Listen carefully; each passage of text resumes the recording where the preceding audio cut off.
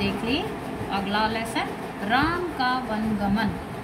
अब जब रात को भी पूरी रातें ये बातें होती रही दशरथ और कैकेयी के बीच, तो अब सुबह होते ही क्या हुआ, राम के राज्याभिषेक की तैयारी चल रही थी, तो इसलिए सुबह होते ही और चहल पहल बढ़ गई चारों तरफ। अब लेकिन महाराज वहां नहीं पहुंचे, इसलिए महामंत्री सुमंत्र जो थे कुछ है समझ थे, उन्हें समझ ही नहीं आ रहा था महाराज को आज तो जल्दी आना था और वे अभी तक पहुंचे भी नहीं है। वे अब महर्षि के पास आए, दोनों ने महाराज के बारे में चर्चा की, यानी बातें की। उन्होंने कहा पिछली शाम से तो महाराज को किसी ने देखा ही नहीं है। तो अब महर्षि के कहने पर सुमंत को राजमहल भेजा गया। राजमहल जब वो वहाँ गए कौव भवन में, तो वहाँ का दृश्य देखकर हैरान रह गए। महाराज बीमार की तरह पलंग पर पड़े थे। मंत्री ने महाराज से पूछा, तो कैकेयी ने सिर्फ यही बात कही, महाराज किसी से बात नहीं करना चाहते, वो सिर्फ राम से बात करेंगे। अब सुमंत्र वापस गए और उन्होंने ये सभी को सूचना दी।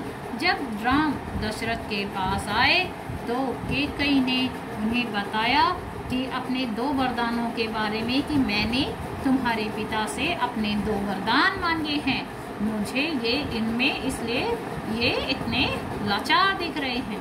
अब राम ने दृढ़ता से कहा कि माताजी पिता का वचन जरूर पूरा होगा। कैकेयी के महल से निकलकर राम सीधे अपनी माँ कौशल्या के पास गए। उन्होंने माता को सारा हाल बताया। कौशल्या तो जैसे सुध-बुध कर बैठी।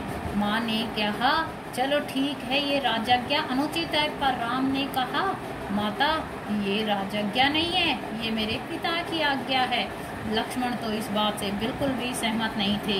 राम नहीं चाहते थे कि सीता बन जाए। उन्होंने उसे बहुत समझाया, पर सीता जी ने क्या कहा, जहाँ पति वहीं उनकी दासी। अब लक्ष्मण भी उनके साथ जाने के लिए तैयार थे।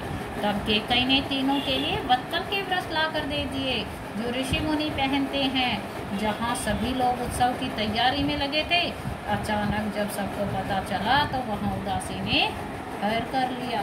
सभी की आंखों से आंसू बहने लगे। सारे नगर वासियों ने कहा हम भी राम के साथ जाने को जाएंगे, और वे भी तैयार हो गए।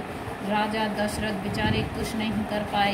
राम लक्ष्मण सीता सभी से विदा लेकर चल पड़े। तो राजा दशरथ तब तक रथ को देखते रहे जब तक वो नजरों से ओझल नहीं हुआ। फिर वे धरती पर गिर गए। रथ चलता जा रहा था, फिर वो तमसा नदी के तट पर पहुंचा। सभी ने रात वहीं बिताई।